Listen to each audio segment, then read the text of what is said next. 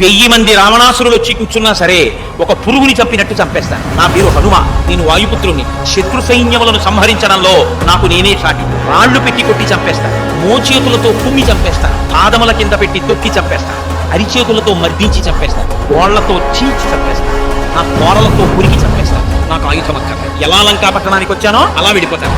నన్ను పట్టగలిగిన మనగాడు లంకా పట్టణంలో లేడు. 100 మంది రాక్షసులైనా 1000 మంది రావణులైనా నేను చంపేస్తాను అని ఆ తోరణం మీద కూర్చొని చెప్తున్నాడు. రాముడు యుద్ధం చేస్తే కోదండానికి బాణములను సంధించడం మొదలు పెడితే ఆయన భుజములు తాండవం చేస్తాయిట. గోపనాథ్ గారు దశరథీశతకం చేస్తూ బండన భీముడత్తజన బంధవుడుజ్వల బాణతోడ కోదండ కళ ప్రచండ భుజతాండవ కీర్తికి రామమూర్తికి రెండవ సాటి దైవమికలేడనచున్ గడకట్టి భేరికా దండ డండ దండ నిడతంబుల జండము నిండ మత్త వేదండము నిక్కి చాటెదను దశరథి కరుణాపయోనిధి అన్నాడు. ఆయనే కోదండం పట్టుకుని బాణాలు వేస్తే భుజములు రుద్రతాండవం చేస్తాయి. అటువంటి వాడన్నాడు కోదండాన్ని పట్టుకుని నారాచ బాణ ప్రయోగం చేస్తున్నాను, పక్షులు కూడా ఎగరవు, దేవతా సంచారం ఉండదు.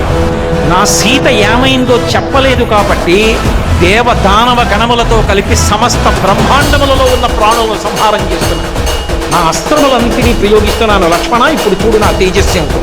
దుర్నిరీక్ష ఆపగలిగిన వాడు లేడు. ఇప్పుడు నా రూపం ఎలా ఉంటుందో తెలుసా?